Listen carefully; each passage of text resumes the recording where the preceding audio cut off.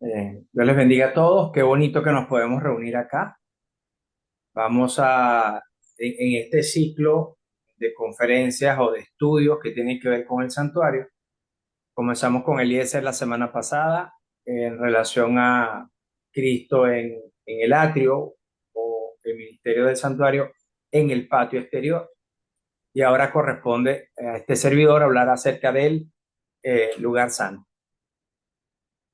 Ah, Mariano, si quieres puedes abrir el micrófono y tienes la oración, ¿te parece? Vamos a orar. Amantísimo Padre, que moras en las alturas, queremos pedir tu presencia en esta conexión que tenemos, Señor, para que cuides que podamos estar conectados, que no haya ninguna interferencia, Señor. Prepara también nuestros corazones y nuestra mente para poder escuchar lo que Carlos tenga para decirnos y que podamos todo enfocarnos en ese santuario que está en el cielo, Señor, que es el que va a hacer de nuestros pecados que puedan ser borrados, Señor. Que podamos entender cabalmente todos estos temas que estamos presentando para la gloria y para la honra tuya, Señor. En el nombre de Jesús, amén. Bien, Te dejamos, Carlos. sí,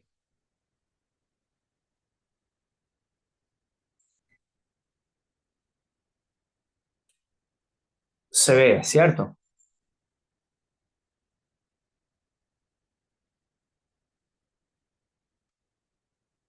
Mm, ¿Alguien que me confirme que que se ve la presentación? No, no la veo. No, no se ve. No has compartido.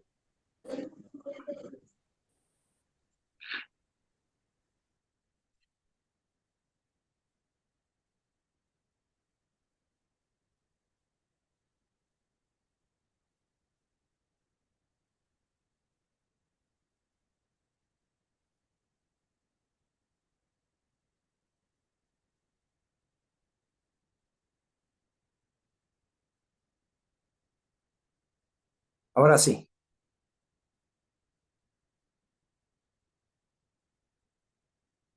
¿sí? Correcto. Sí, se ve. Bueno, perfecto. Cristo en el lugar santo. Bueno, una presentación para preparándonos para su venida, mayo de 2025.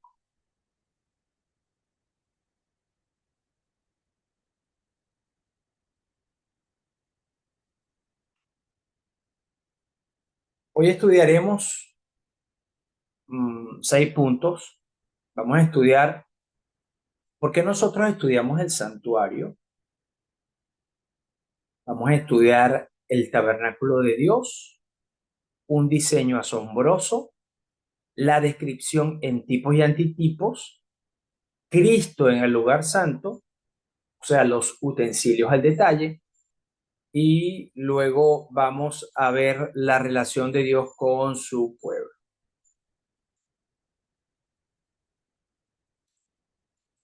Entonces, ¿por qué estudiar el santuario?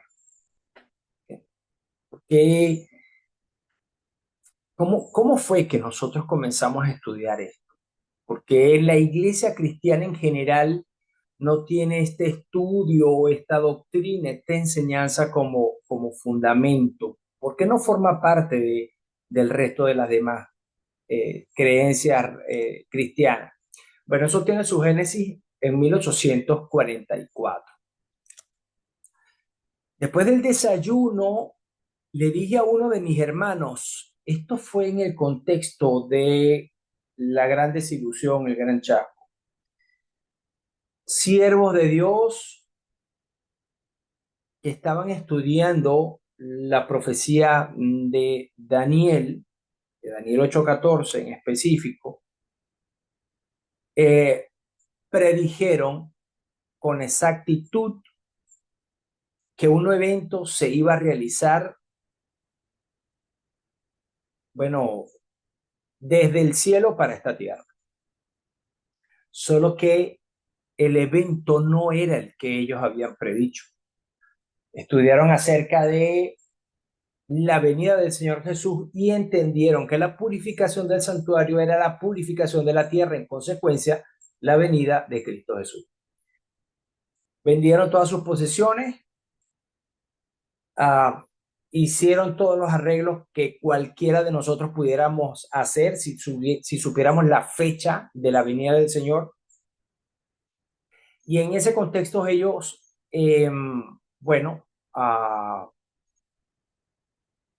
esperaron la venida y en otoño del año 1844, a las 12 de la noche, pues vino la gran desilusión porque no sucedió nada. Fueron al granero, oraron toda la madrugada y al despertarse por la mañana, o al despertarse no, luego de desayunar los hermanos, sucedió esto que está relatado acá en Consejos para la Escuela Sabática. Dice: después del desayuno dije a uno de mis hermanos, vayamos a ver y a animar a algunos de nuestros hermanos. Salimos y mientras pasábamos por un gran campo, fui detenido en medio de él. El cielo pareció abrirse entre mi vista y vi definida y claramente que en vez de que nuestro sumo sacerdote saliese del lugar santísimo, del santuario celestial, para venir a esta tierra en el 10º día del mes séptimo, al fin de los 2300 días, había entrado por primera vez en ese día en el segundo departamento de ese santuario, y que tenía una obra que realizar en el lugar santísimo antes de venir a la tierra, que había venido a las bodas, o, en otras palabras, al anciano de día, para recibir el reino, el dominio y la gloria, y que debíamos esperar su retorno de las bodas. Entonces mi mente fue dirigida al capítulo 10 de Apocalipsis, donde pude ver que la visión que había hablado no había mentido. Entonces esto fue lo que Ellen White describió de este hermano que tuvo esa apreciación del cielo. Entonces, dado esto, es que comienza el movimiento adventista, o los que se hacían llamar adventistas el séptimo día, a estudiar el santuario. Y pues bueno, esto nos lleva a esta cita de Conflicto de los Siglos, que dice: el asunto del santuario fue la clave que aclaró el misterio del desengaño de 1844 y reveló todo un sistema de verdades que conforman un conjunto armonioso y demostraban que la mano de Dios había dirigido el gran movimiento adventista. Y al poner de manifiesto la situación y la obra de su pueblo, le indicaba cuál era su deber de allí en adelante.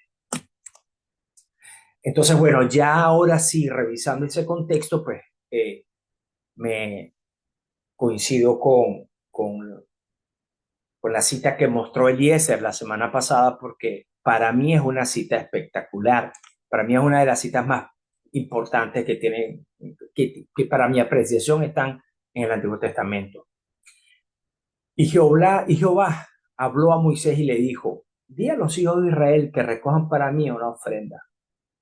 De todo hombre que la dé voluntariamente de corazón, recogeréis mi ofrenda.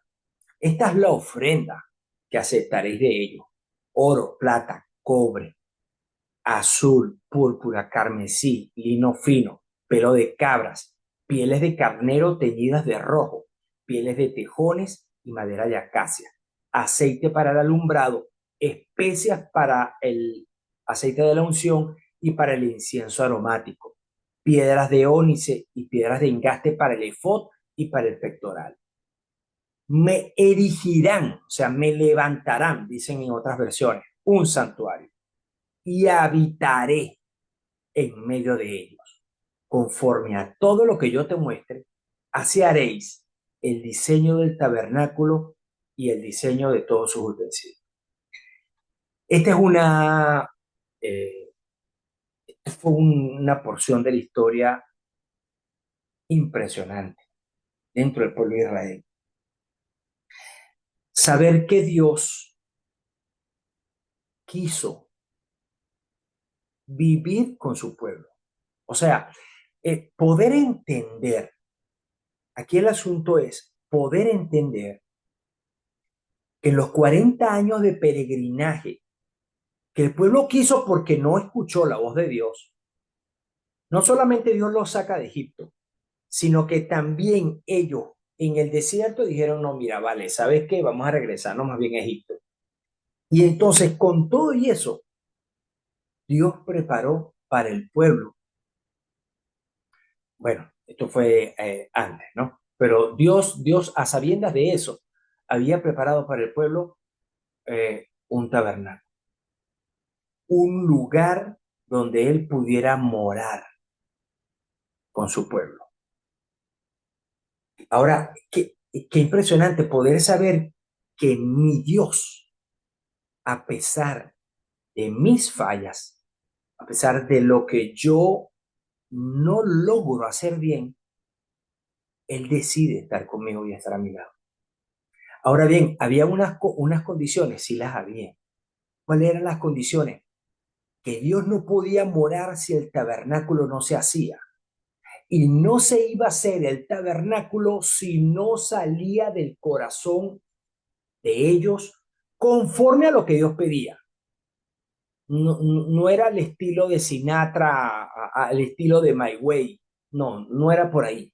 No era el estilo de Caín. Bueno, yo voy a ofrendar lo que yo considero, entonces te voy a dar lo mejor de mi huerta.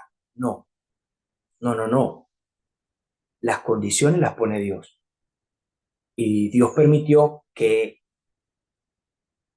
el pueblo pudiera morar con él, pero bajo sus condiciones.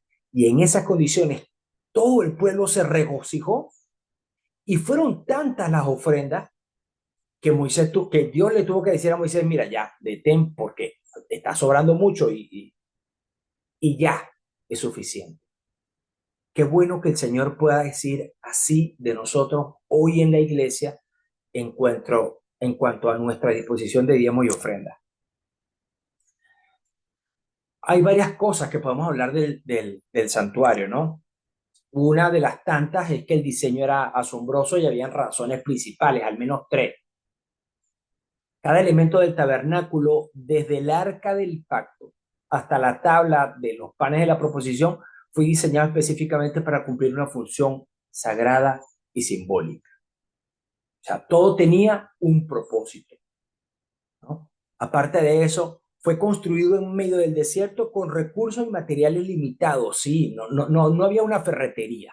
A ver, no había, no había una ferretería ni había un taller donde donde poder construir. No. Dios habilita a estas personas en pleno desierto y en pleno desierto, cada quien con su don se ocupó de hacer lo que Dios le había asignado para el tabernáculo.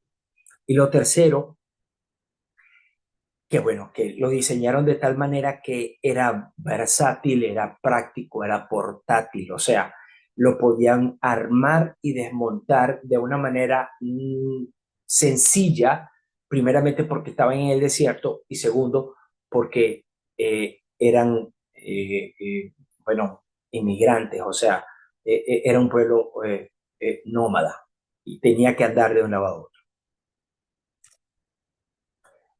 Medidas y maquetas, bueno, dice la palabra del Señor, en conformidad a todas las cosas que Jehová había mandado a Moisés, así hicieron los hijos de Israel toda la obra.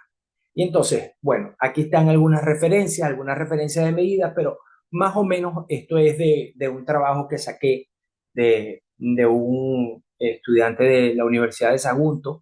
Y entonces, bueno, más o menos, ¿cuánto tenía el tabernáculo como tal? Tenía más o menos como 46 metros de ancho por eh, unos 20 codos de 46 de largo por unos 20 o más o menos unos 5 unos 6 de ancho metros. Esto era más o menos algo así, podía haber tenido, el tabernáculo pudo haber tenido cerca de 70 y tantos metros cuadrados, más o menos, más o menos. Eso era lo que más o menos estaba en todo lo que era el patio exterior, incluyendo pues lo de adentro. Rectifico, el patio exterior donde se colocaban todas las cortinas o todo el cerco del santuario tenía un poco más de 1000 metros cuadrados y el tabernáculo como tal, con los dos departamentos, era más o menos cerca de 80 metros cuadrados. Así es, ¿no? Y bueno, estaban las 12 tribus, cada 3 tribus daban al norte, tenemos así Neftalí, Aser y Dan, al sur tenemos a Gad, Simeón y Rubén, al este tenemos a Isaacar, a Judá y Zabulón, y al oeste teníamos a Efraín, a Manasés y a Benjamín. Todas las tribus con sus príncipes representados ahí y sus banderas. Ahora bien, la Biblia describe lo que se interpreta como una descripción en tipos y antitipos. O sea, Hebreos 8:5 dice que estas cosas o estos, está hablando precisamente del tabernáculo, sirve de figura y de sombra de las cosas celestiales, como se le advirtió a Moisés cuando iba a erigir el tabernáculo, diciéndole, mira, haz todas las cosas conforme al modelo que se te ha mostrado en el monte. ¿Qué es un tipo? Un tipo es una persona, es un objeto, es un evento, es una figura, algo que prefigura, que modela, que una enseñanza, una persona, pues, en su mayoría, y de lo que estamos hablando es a Cristo. Ese es el tipo, es lo que representa. Y el antitipo es el cumplimiento de eso, de esa tipología. Entonces, todo el santuario o el cordero, a ver, era el tipo, pero el antitipo era precisamente nuestro Salvador Cristo Jesús. Por eso es que cuando Juan el Bautista lo ve, dice, he aquí el cordero de Dios que quita el pecado del mundo. Y bueno, aquí hay otros ejemplos, ¿no?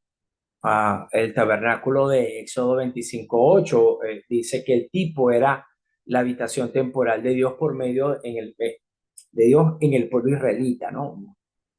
Pero después Apocalipsis 21:3 dice aquí el tabernáculo de Dios con los hombres. Entonces, sí, aquí está cómo se cumple en la persona de Cristo Jesús, ¿no? Y así se habla de la Shekinah, y así se habla de los sacerdocios, y también hay una ejemplificación del Salmo 91. Ahora bien, Cristo en el lugar santo, los utensilios al detalle.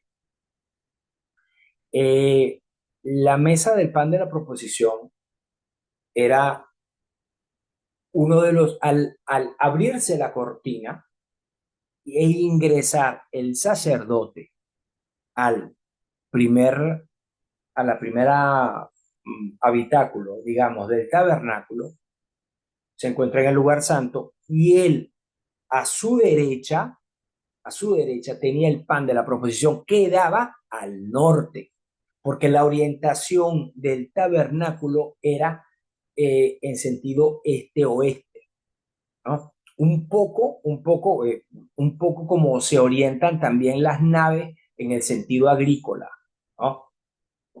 Para que el recambio de aire pues, pueda ser mucho mayor y el calor, al menos así sucede desde el punto de vista de la agricultura, el calor sea el menos posible y la incidencia del sol también.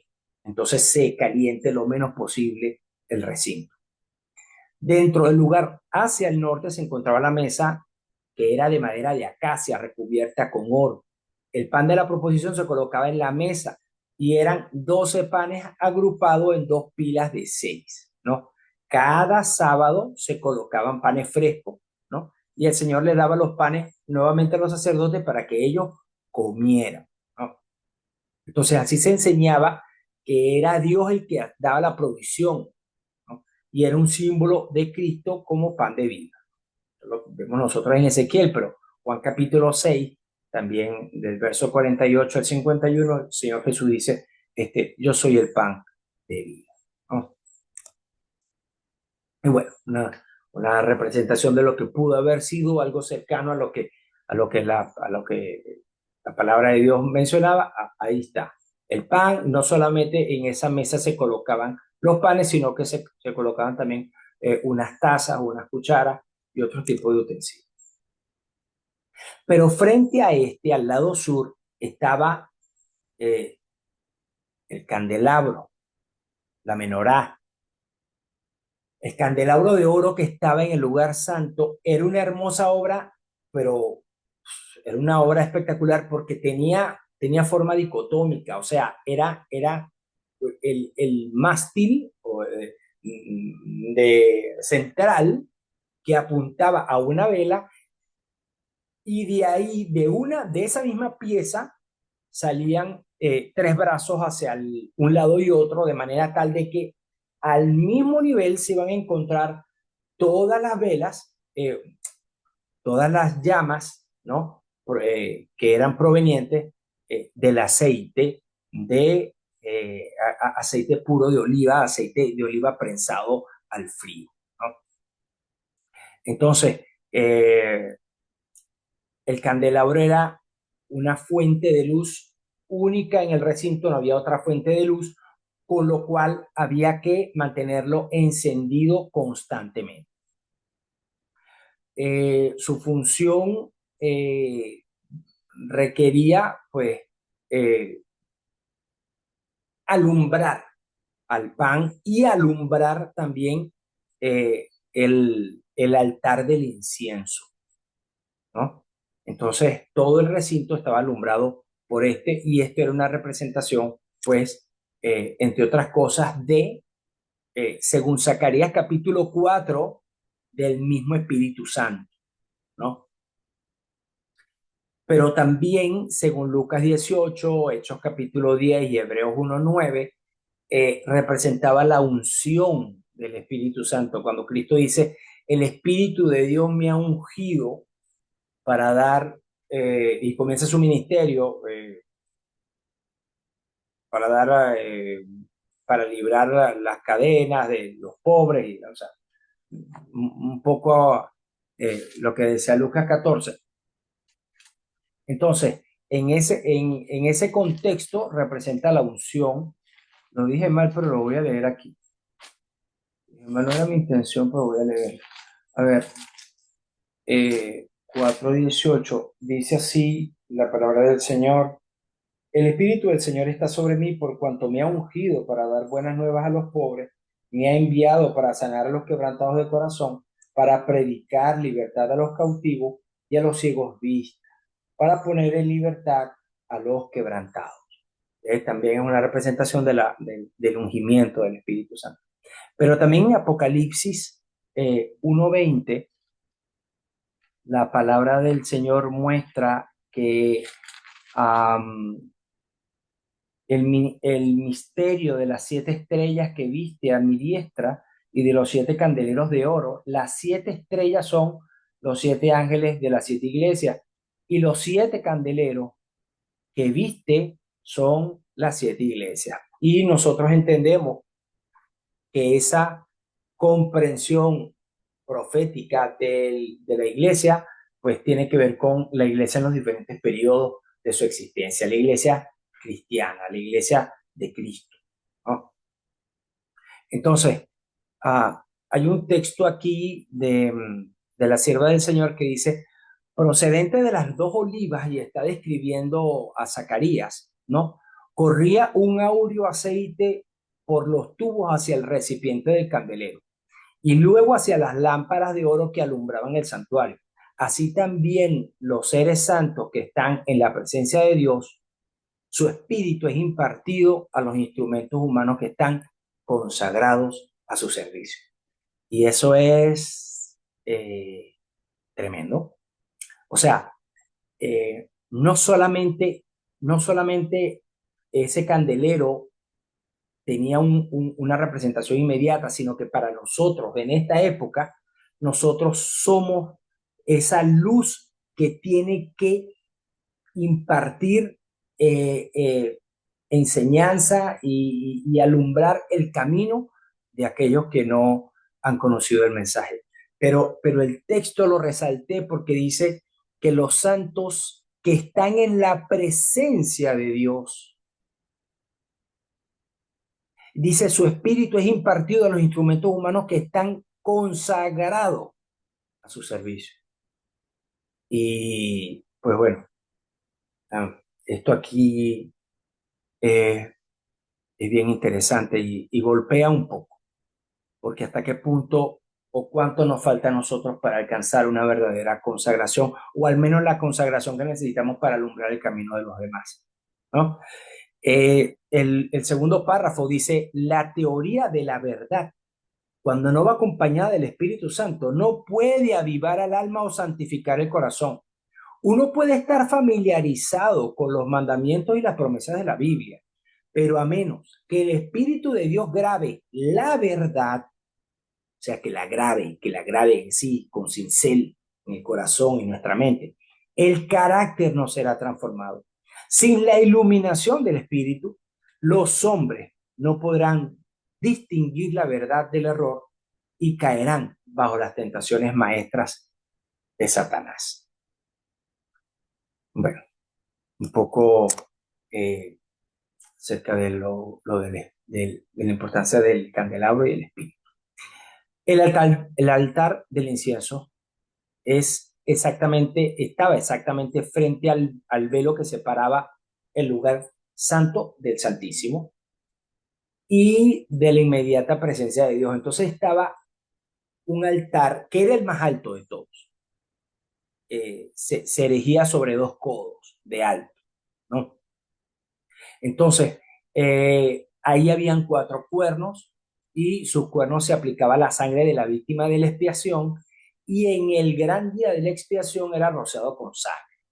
Entonces el fuego que estaba sobre el altar fue encendido por Dios mismo y se mantenía como sagrado. Día y noche, el santo incienso difundía su fragancia por los recintos sagrados del tabernáculo y fuera por sus alrededores. Entonces, el incienso representaba las oraciones del pueblo de Dios, eso según el Salmo 141 y Apocalipsis 5:8 y Apocalipsis 8:3 y 4. Pero también hacía posible que el sumo sacerdote estuviera en la presencia de Dios sin morir.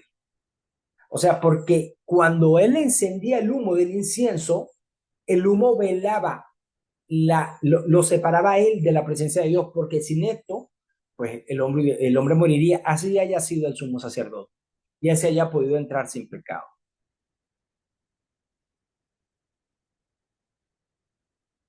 El incienso vinculaba simbólicamente a Dios y a su pueblo, y es un símbolo adecuado de los méritos de Cristo. Bueno, según Filipenses 5:2, según la de Corintios 2:14 y 17, el apóstol Pablo habla de que nosotros somos nosotros somos como una, mm, Ofrenda agradable. sí, sí, en olor grato a Jehová, en, en olor grato a Jehová.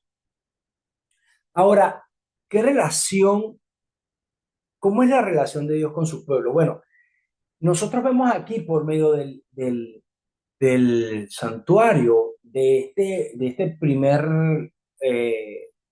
lugar, habitáculo, que una vez que el pecador había llevado su ofrenda, o una vez que se realizaba también el continuo, y las ofrendas pues era sacrificado el animal, el sacerdote llegaba y se encontraba con una serie de enseñanzas que hablaban de cómo Cristo intercedía y hacía el ministerio salvífico por nosotros. O sea, en Juan él dijo que él es el pan de vida, pero es que también él dijo en algún momento, en la tentación, él dijo, no solo de pan vivirá el hombre, sino de toda palabra que sale de la boca del Señor. O sea, en el sentido de que él es el pan, también él representa la palabra de Dios. Y también esos utensilios o esa representación ejemplificaba la Biblia en cierto sentido. Ahora, ¿puede una persona entender y comprender las Sagradas Escrituras si no tiene luz? Imposible, imposible. ¿Y esa luz de dónde provenía? Esa luz provenía del Espíritu Santo. Ahora bien, ¿cómo el Espíritu Santo obraba? ¿Obraba porque el Espíritu Santo aparecía y alumbraba el recinto? No, el Espíritu Santo aparecía porque se fabricó un candelabro.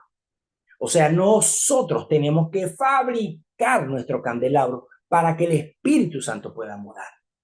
En Ezequiel capítulo 36 dice, y pondré, quitaré de vosotros el corazón de piedra y pondré un corazón de carne y haré y colocaré mi espíritu dentro de vosotros y haré que cumpláis mis mandamientos y los pongáis por obra. O sea, es de esa manera. ¿Y cómo puedo yo entonces, ya que tengo el conocimiento, ya que me entregué a mi Salvador en las aguas del bautismo, cómo puedo yo, ya que soy impresionado por el Espíritu Santo, porque voy a su palabra, porque estudio su palabra, cómo puedo yo acercarme a Dios? Ya Dios se acerca a mí, ahora yo cómo me acerco a Él? Por medio de la oración, por medio de lo que hacía, de la obra que se hacía en el altar del incienso. Y bueno, un poco recobrando un poco lo que había, ¿no? Esto es lo del patio exterior que se aplicó la semana pasada, y aquí, bueno, se entraba al velo, se abría el velo, se entraba, y aquí estaba la mesa de la proposición, del pan de la proposición, el candelabro y el altar del incienso. Y esta vela, esta cortina, que no llegaba hasta el techo, pues bueno, era la que permitía que cuando se levantara el incienso, pues el incienso pudiera llegar hasta la presencia del mismo Dios. Y bueno, como conclusión, luego de la transferencia y sacrificio por el pecado en el atrio, en el primer departamento del tabernáculo, Dios confirmaba su alimento espiritual por medio de su Hijo, la obra intercesora de la oración y la comprensión de todas estas verdades por la luz del Espíritu Santo.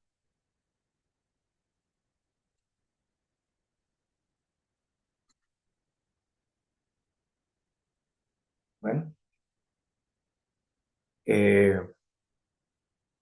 los que quieran, tenemos 5 minutos para preguntas, para comentarios. Una pregunta, Bueno, Adelante. una pregunta, Adán, Carlos. ¿En qué se diferencia el ministerio de Cristo en el atrio y en el santo? O sea, ¿qué obra se hace en el atrio de manera puntual y qué obra se hace o qué obra hace Cristo en el santo de forma puntual? En el patio exterior ocurre la transferencia. El pecado los pecados del penitente se colocaban sobre el holocausto, sobre el animal, y el animal era sacrificado. Ahí se transfería la culpa de él o el pecado del pecador al animal. Y luego de esto el sacerdote lavaba sus manos en señal de que necesita entrar a la presencia de Dios con las manos limpias o con el cuerpo limpio, pues limpio de ese pecado, ¿no? Luego de ahí adentro estaba el pan que representaba, bueno, ya lo que ya luego de esto era como el ministerio más dentro de la iglesia. Dicho sea de paso, me faltó acotar, todas las iglesias cristianas convergemos en el santuario, en el lugar santo, mas no todas en el lugar santísimo. Pero, ¿qué había ahí? Entonces, ya aquí adentro lo que había era el ministerio intercesor. Un ministerio intercesor representado por Jesús en el pan, representado por la obra del Espíritu Santo, porque el Espíritu Santo también intercede por nosotros con gemidos indecibles, y representado también por las oraciones de los santos. Así lo veo. Ok, Eh, según el tema de Eliezer del sábado pasado, que lo vi en diferido, bueno, Eliezer muy bien apuntó de que el altar del sacrificio apuntaba al sacrificio de Cristo sin ninguna duda, ¿no? La expiación por los pecados del mundo entero. Y el lavacro a la obra regeneradora, al lavamiento, como dice Pablo en Titos 3:5, al lavacro de la regeneración y renovación en el Espíritu Santo. Ahora, eso es en el atrio, ¿no? Entonces, en el santo, ya cuando Cristo asciende al lugar santo en el santuario, ¿qué obra hace allí si ya Él murió por los pecados? yo, Si ya en el atrio la obra de la regeneración o el nuevo nacimiento está especificada dentro del atrio, entonces, ¿qué está haciendo en el santo? ¿O qué hizo durante su ministerio durante el santo? ¿Cuál sería? en, mira, Tulio, eso La es pregunta es una, para que todos podamos discutir el tema. Claro, claro, el- claro, claro. No mira, específicamente para Carlos. esa Tenemos un pregunta, minuto y medio, que después podemos volver a abrir, pero tenemos un minuto y medio, pero dale, mira, Mariano. esa pregunta, yo tuve años por contestármela. Yo ya sabía lo que hacía Cristo en el lugar santísimo, que era borrar los pecados. Sabía lo que hacía Cristo en el altar de sacrificio, que era perdonar los pecados. Pero no sabía qué es lo que hacía Cristo en el lugar santo para mí. Y lo que hace Cristo en el lugar santo para el pecador es la capacitación para poder vencer el pecado. ¿Vale? En el altar de sacrificio se perdona el pecado, pero yo puedo seguir pecando. ¿Y cuándo venzo el pecado? El pecado lo venzo en el lugar santo, con la oración, con la Biblia y con el Espíritu Santo. A ¿Qué pasa? resumida Si cuenta, solamente santificación. sí, en resumidas cuentas, santificación. O sea, es la capacitación que me da el Señor para vencer eso. Porque el pecado fue perdonado. Pero eso a mí no me habilita a no seguir pecando. Simplemente se perdonó. Ahora, yo lo que necesito es abandonar. Se hace un perdón, un abandono y un borrado del pecado. Entro del santuario, o sea, es como si fuera un lavadero. Perdón, pero yo siempre lo imaginé de esta manera, que uno mete las cosas sucias y las saca limpias, por decirlo de alguna manera.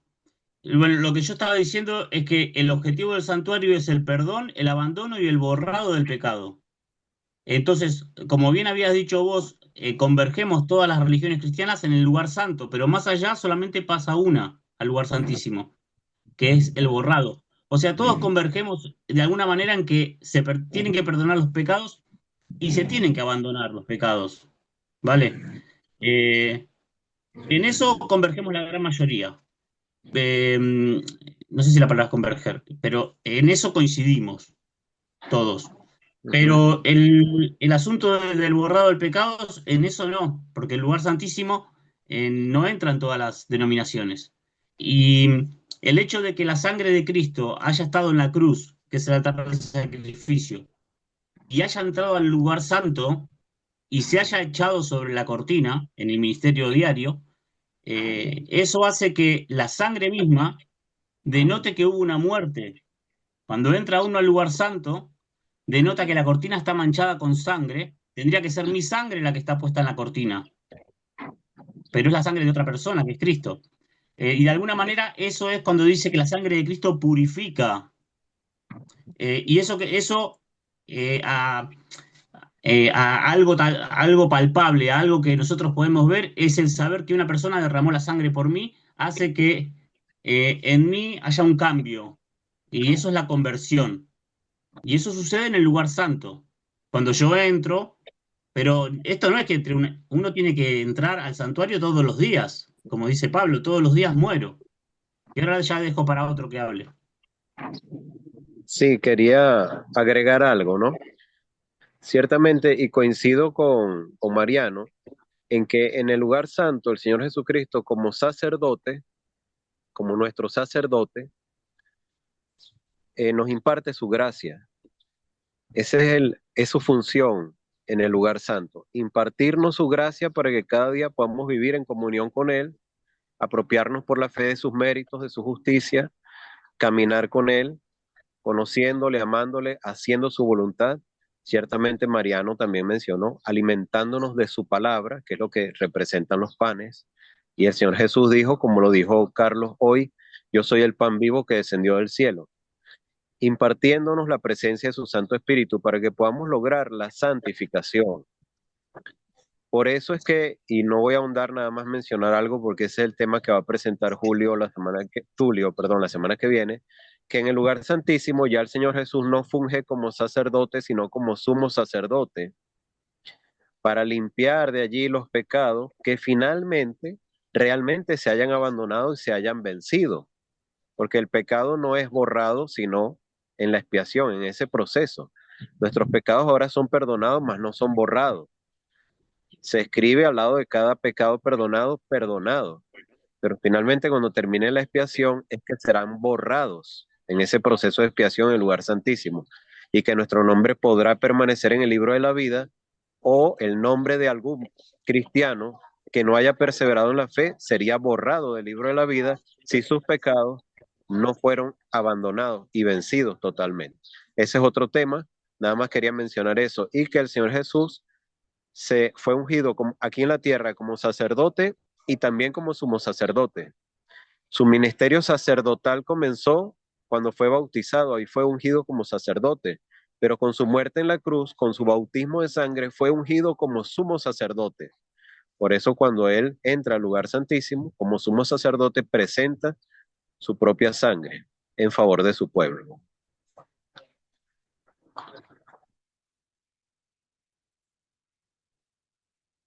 Julio, tú llevas la idea? ¿Qué comentas? ¿Qué dices? No, bueno, sencillamente coincido con la idea del hermano Mariano, que definitivamente en el lugar santo se imparte, o el ministerio sumo sacerdotal de Cristo era impartir gracia y poder a su pueblo para, efectivamente, para vencer el pecado. Eso lo podemos ver a la luz de Hebreos, en el capítulo 2, donde dice que Jesús se presenta como fiel y compasivo sumo sacerdote para, dice, propiciar los pecados o para hacer la propiciación por los pecados, ¿ok? Ahí, y es interesante que en el idioma griego, o en esa palabra propiciación, en el griego se usa la palabra hilaskomai, y esa palabra aparece solamente allí en todo el Nuevo Testamento, no aparece en otro lugar del Nuevo Testamento, solo allí en Hebreos capítulo 2. Pero el contexto nos puede ayudar a entender a esa propiciación a la que ahí se refiere, pues el contexto dice que siendo tentado, conforme a nuestra semejanza, pero sin pecado, dice, puede socorrer, ¿ok? Él es poderoso para socorrer a los que son tentados. Eso es una forma de propiciación o de expiación. O sea, Jesús en el santo nos socorre a los que estamos siendo en este caso tentados. Ahora, ¿cómo nos socorre? Ahí están los símbolos en el lugar santo. La iluminación del Espíritu Santo, el pan de la proposición es el pan material, O sea, ¿cómo vencemos el pecado si no comemos? Ok, tenemos que comer, tenemos que tener vida material para poder hacer la voluntad de Dios. Ok, el pan de la presencia representa la provisión divina, la provisión material. La luz representa la menorá, representa la iluminación del Espíritu Santo. Y el altar del incienso, según el Espíritu Profecía, comentando el capítulo 8 de Apocalipsis, dice que representa la sangre de la expiación. Es decir, aunque participamos del lavacro, como decía el hermano Eliezer, del lavacro, de la regeneración y renovación del Espíritu Santo, podemos incurrir en falta. ¿Ok? Y allí entonces el altar del incienso, o mejor dicho, la sangre de la expiación, actúa en nuestro beneficio representado por el altar del incienso, que se añade por las oraciones, en este caso de los santos. Es decir, esta triada ministerial de Cristo como sumo sacerdote, de esa manera nos propicia, por así decirlo, o propicia a su pueblo. ¿Okay? Bueno, esto es Ahora, una una pregunta. pincelada, ¿no? Una pincelada, tendríamos que seguir ahondando más en el punto. Una pregunta yo también estoy como Mariano que se ha hecho preguntas. Si Cristo en 1844 entró al lugar santísimo, desde su ascenso hasta esa fecha, ¿dónde estaba? En el lugar santo. Estaba ministrando, pero en el lugar santo. En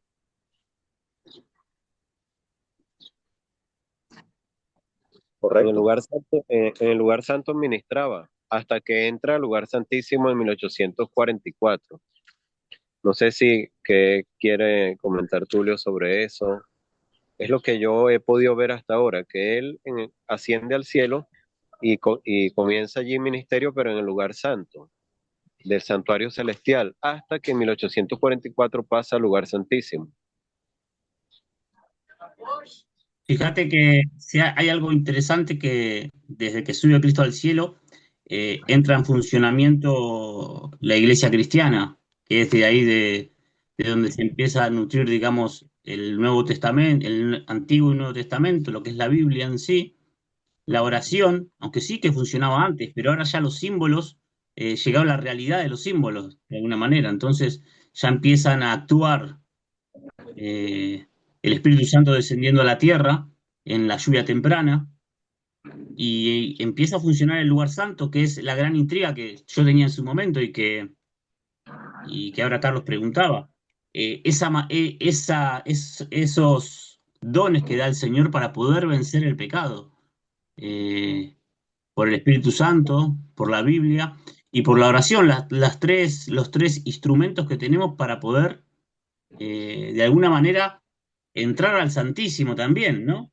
Hay algo que quería, y a ver si alguno está de acuerdo o lo ve de otra manera, y es sobre el sacrificio vespertino y matutino, ¿no? Porque es cierto que el israelita cuando se acercaba con su sacrificio y lo mataba en la puerta del santuario, afuera, él ponía las manos y traspasaba su pecado, y el pecado de esa manera era trasladado al lugar santo. Esa era la acción que tomaba el israelita con respecto a su pecado, pidiendo perdón, ¿no? Entendiendo que necesitaba un sustituto. Ese sustituto era ese cordero o el sacrificio el animal que podía traer o el que le tocaba.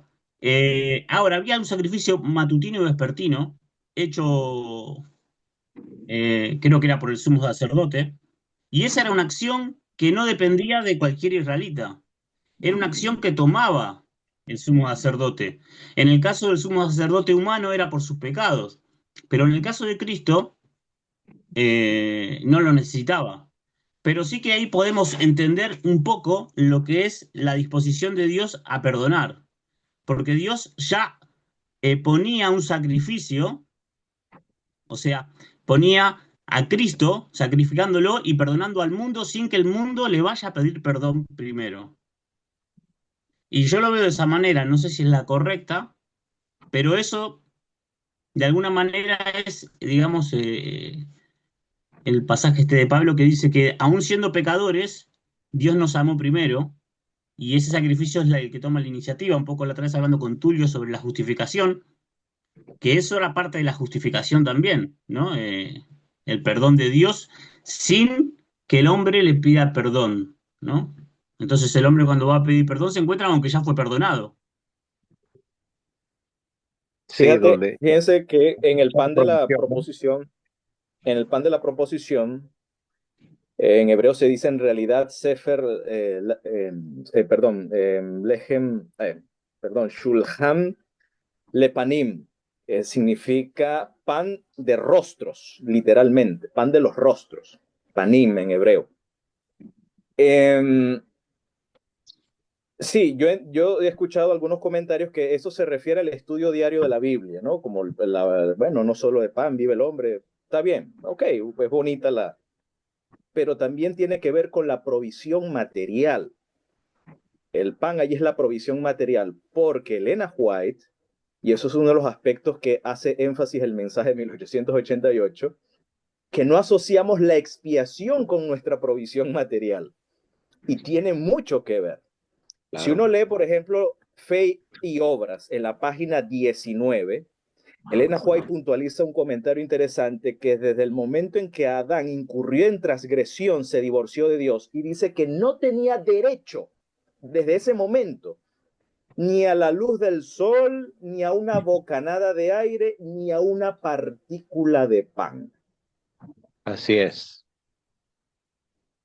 Y el así es. hombre que nace en este mundo y participa de estos beneficios se debe a la expiación de Cristo. El pan que nosotros nos llevamos a la boca, el, esa bocanada de aire y el rayo de sol y la lluvia que cae, es en virtud de la expiación de Cristo. Sin eso, no participaríamos de esos beneficios. Por eso dice Jesús, hablando de la misericordia del Padre, que Él es misericordioso, que hace salir su sol, no solamente sobre los que creen, que los que son adventistas, no hace salir su sol sobre buenos y malos y hace llover sobre justos e injustos. Ahí veo yo la Amén. justificación gratuita. Amén. Yo creo que Quisiera agregar todos algo. participamos de esa justificación gratuita, Amén. sin Amén. excepción alguna. Amén, así es. Quisiera agregar brevemente, coincido totalmente con este aspecto importante como es la provisión, lo que está mencionando Tulio, la provisión del alimento diario, del alimento físico, no puede, por supuesto, de ninguna manera puede quedar por fuera. Recordemos el hijo pródigo, cuando experimentó allí, en medio de esa miseria en la que se encontraba, la necesidad, la conversión o el arrepentimiento para volver a su padre. Él estaba allí muriendo de hambre y cuando volvió el padre no solamente le dio el perdón, sabemos que le quitó las vestiduras inmundas que representaban sus pecados y lo vistió con ropas limpias, la vestimenta de Cristo, la justicia de Cristo, pero por supuesto que le dio alimento. Ahora, considero que los panes de la proposición implican un todo, como lo mencionó Tulio, en la provisión que Dios nos da. Nosotros necesitamos alimento físico, mental y espiritual. Los panes de la proposición simbolizan la provisión que Dios nos da diariamente por su gracia en virtud del sacrificio de Cristo del alimento que necesitamos, alimento físico, mental y espiritual. Ninguno de esos aspectos debe quedar por fuera y considero que los tres tipos de alimentos están representados con los panes de la proposición, alimento físico, mental y espiritual. Bueno, en el santuario el cambio de los panes se hacía los sábados. Es un buen símbolo de cómo el sábado nosotros nos renovamos eh, espiritualmente y pensamos también en la semana que va a entrar, también en el alimento físico, ¿no? Es parte, forma parte también del hombre porque Dios nos creó así, también con, con la necesidad de estar manteniéndonos, ¿no? Algo que decía Tulio sobre el pasaje donde Ya se Dios va. dice, Ah, pues. que Cristo dice que hace salir el sol sobre justos e injustos, eh, y la relación que tiene con el sacrificio matutino y vespertino, que es de alguna manera esa acción que toma Dios sobre el hombre pecador, que ni siquiera lo tiene en cuenta y que no es creyente. Sin embargo, está de alguna manera perdonado por Dios, esperándolo Dios a que venga a su encuentro para entrar al santuario de alguna manera. Amén. Alfonso, no te escuchamos, Alfonso. No, yo estaba disfrutando de escuchar. Bueno, ¿hay más comentarios? Si, si no hay más comentarios y no hay algo más que agregar, entonces podemos dejarlo hasta acá. Hay hay un detalle que no sé si me voy a meter en otro tema, en alguien que presente otra cosa, pero lo escuché de un predicador y es muy interesante, que es sobre las cubiertas que tenía el santuario y sobre el interior, que es un símbolo de Cristo, ¿no? El santuario Sí, tenía 4 cubiertas, sí, lo cual se le proporcionaba al santuario una impermeabilidad, una resistencia, no solo al agua, al frío, sino también al calor, a la humedad. Eso muestra al exterior de Cristo, que era soportable y que él un poco explica cómo era Cristo exteriormente, pero el interior del santuario era de oro, lo cual explica el valor interior que tenía Cristo, porque al fin y al cabo el santuario es Cristo de alguna manera. Mm. sí. Sí, esos detalles tal vez se podrían, ¿verdad?, abordar en otro tema para profundizar en eso. Ujú. Así que, bueno,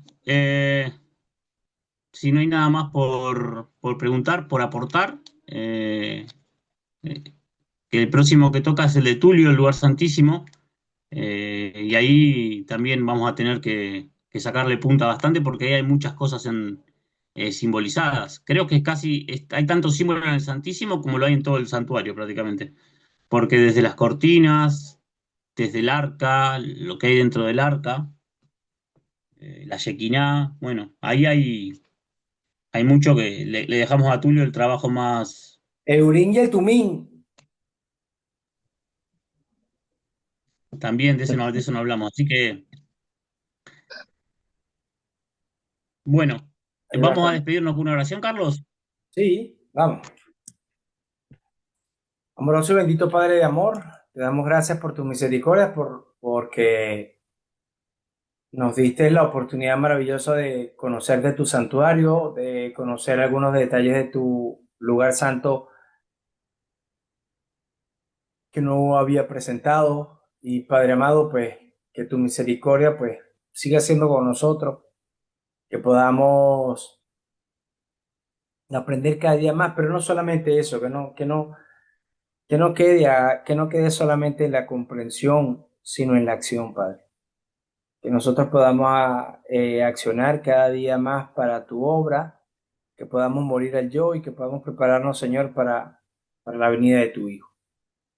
Bendice a Tulio, bendícenos a todos los que estamos aquí, pero Tulio va a tener el tema de la semana que viene, Señor. Que podamos recibir aceite santo por medio de lo que tú coloques para nosotros en él y pues que tú bendigas nuestra familia, Señor. Necesitamos que nuestras familias estén ungidas por la protección de tus ángeles. Necesitamos, Señor, avanzar en estos caminos de la fe. Gracias por habernos escuchado, Señor. Todo te lo hemos pedido en la preciosa sangre de tu Hijo amado Cristo Jesús. Amén. Amén. Bueno, despedidos. Amén. Bueno, familia, una feliz semana.